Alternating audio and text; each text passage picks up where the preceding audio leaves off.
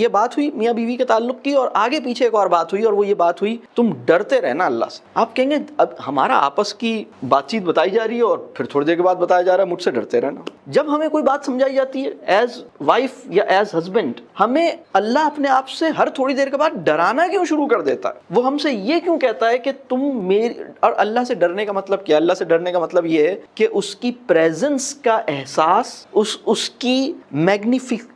یعنی وہ جو ایک میگنیفیسنٹ لارڈ ہے، جو انتہائی زبردست اور انتہائی کہہ لیجئے ایک بہت ہی زیادہ العزیز کی پریزنس کا جو احساس ہے، وہ میرے ذہن پر، میرے شعور پر شدت سے حاوی رہے۔ یعنی مجھے پتہ رہے کہ سب کچھ جاننے والا اور سب کچھ دیکھنے والا، میری آنکھوں کو دکھائی دے یا نہ دے، رب کو سب کچھ دکھائی دے گا۔ میں کسی کو بتاؤں یا نہ بتاؤں، میں سب سے چھپا لوں لیکن اس سے نہیں چھپا سکتا، اور وہ بہت زبردست ہے، وہ بہت طاقت والا ہے، ٹھیک ہے؟ تو بہت زیادہ طاقتور اور بہت زیادہ زبردست رب جو ہے، اس کی پریزنس کا احساس میرے شعور اور میرے ذہن پہ میکسیمائز رہے، شدت سے مینٹین رہے، یہ ہے رب کے سے ڈرنے کا مطلب۔ تو ابھی بات ہو رہی ہے کہ ہم دونوں آپس میں کیسے رہنا ہے، ہمیں کچھ اپنے آپس کی معاملات بتائے جا رہے ہیں، آگے پیچھے ایک بات آ رہی ہے، اور مجھ سے ڈرتے رہنا اور اللہ سے ڈرنا، اور دیکھو اللہ سے ڈرتے رہو اور دیکھو اللہ سے ڈرتے رہو۔ یہ ایک بہت ہی لطیف نقطہ ہے اور اس پہ غور کرنا ضروری ہے، یہ کیوں کہا جا رہا ہے۔ دیکھیں میں آپ کو ایک بات بتاؤں،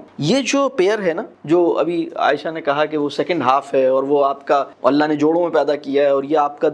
آپ کا سیکنڈ ہاف تھا جو آپ کا جوڑا تھا، اس کے درمیان اگر ایک دوسرے کے نازک احساسات اور لطیف جذبات اور انتہائی کہہ لیجئے ان ایکسپریسبل فیلنگز یا وانٹس یا نیڈز کو اگر ایک دوسرے نے ایکنالج نہیں کیا، یا اگر ایک دوسرے نے اس کے لیے کیئر نہیں کی، یا یعنی یہ دونوں ایک دوسرے کے لیے اس لیول پہ رسپیکٹفل نہیں ہوئے، اس لیول پہ کیئرنگ نہیں ہوئے،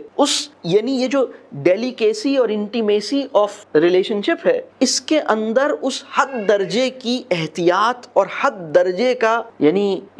یہ احتیاط صرف اس وقت پیدا ہو سکتی ہے جب انسان یہ سوچے کہ میں نے اگر اس کو راضی رکھنے، اس کو خوش رکھنے، اس کو مطمئن کرنے، اس کی سیلف ریسپیکٹ کو مینٹین، اگر یہ میں نے اپنی ذمہ داری نبھائی، اور اگر نہیں نبھائی، اگر میں نے اگر میں نے اپنے اسپاؤس سے خیانت کی کسی بھی لیول پر، تو وہ اللہ ہی ہے جو اس کو جان سکتا ہے۔ تو وہ انسان جو اللہ سے ڈرتا ہے وہی کسی نہ کسی قسم کی خیانت سے گریز کرے گا۔ یہ بات واضح ہو رہی ہے؟ کیونکہ اگر آپ نے اس تعلق میں ڈنڈی مار لی تو آپ کے علاوہ کوئی جان سکتا ہے؟ بات سمجھ آ رہی ہے؟ جو ہم شہر میں بہت سارے